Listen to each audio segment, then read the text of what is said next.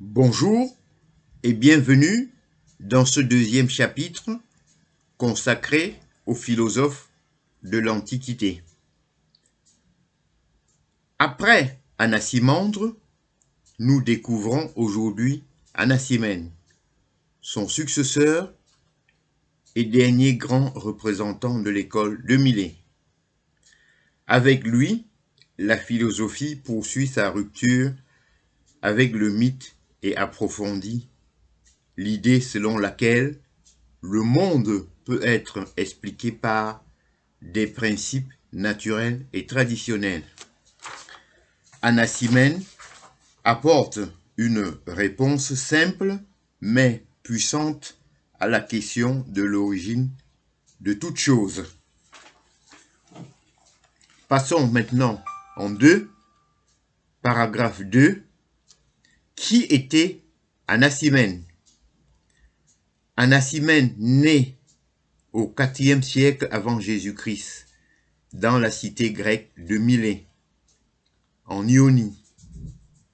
Il est le disciple et continuateur d'Anaximandre, après Thalès, dans cette lignée de penseurs qui fondent la philosophie occidentale. Anaximène partage avec ses prédécesseurs une ambition commune: expliquer l'univers sans les dieux, par l'observation de la nature et par la recherche d'un principe unique. Mais, contrairement à Anaximandre, il va revenir à un élément concret. Passons maintenant au paragraphe 3, la question de l'arche. Comme tous ces présocratiques, Anaximène cherche l'archet, l'origine de toute chose. Thalès proposait l'eau. Anaximandre propose l'apeiron, principe infini et abstrait. Anaximène, lui, choisit un élément visible et vital, l'air. Pour Anaximène, l'air est plutôt invisible, mais présent, indispensable à la vie. Il représente le souffle, la respiration, le principe vital du monde. Paragraphe 4, s'il vous plaît. L'air comme principe universel. Anaximène affirme que tout vient de l'air et que tout retourne à l'air. L'air n'est pas seulement un élément matériel, il est aussi un principe dynamique, capable de transformation. Selon lui, l'air peut se modifier par deux processus fondamentaux: la raréfaction, la condensation. C'est grâce à ces transformations que naissent toutes les choses de l'univers. Paragraphe 5. La théorie de la condensation et de la raréfaction. Anaximène explique que la diversité du monde de manière simple et logique. Quand l'air se raréfie, il devient feu.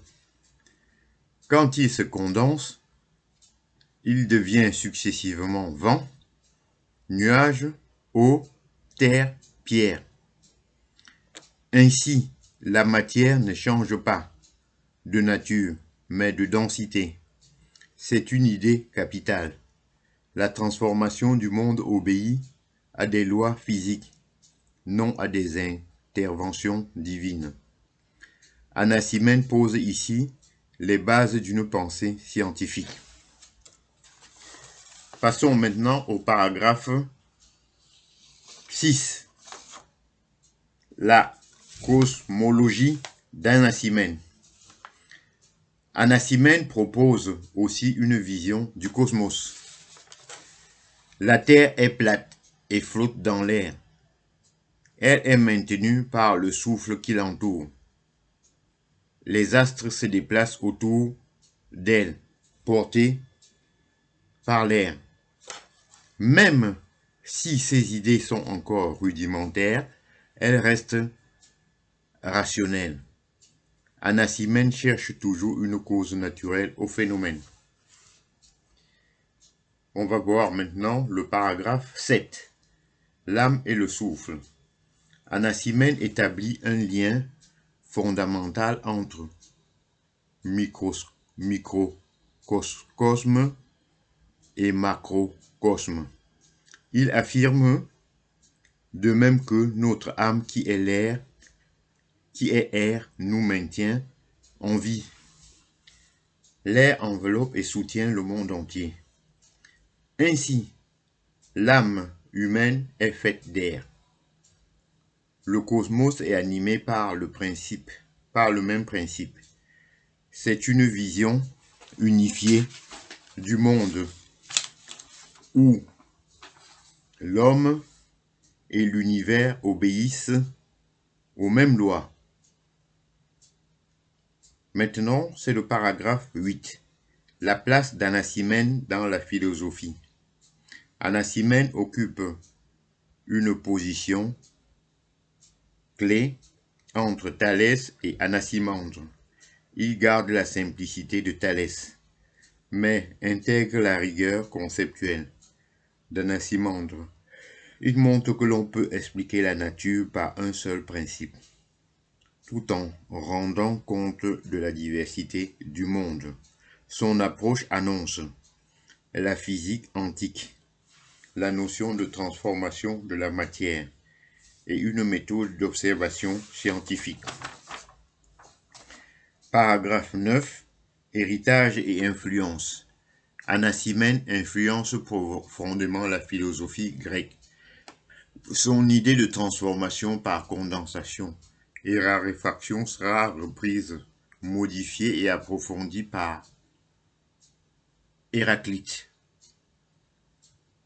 Empédocle, Aristote.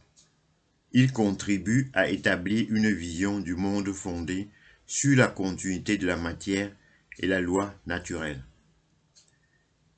Paragraphe 10. Conclusion. Anaximène est un penseur essentiel de l'Antiquité. En faisant de l'air le principe de toute chose, il propose une explication simple, cohérente et rationnelle du monde. Il montre que la diversité de l'univers peut s'expliquer par des transformations naturelles, sans recourir aux mythes. Merci d'avoir suivi ce deuxième chapitre consacré à Anaximène, philosophe de l'Antiquité. Dans le prochain épisode, nous poursuivrons avec le chapitre 3, Anaxagore, autre grande figure de la philosophie antique.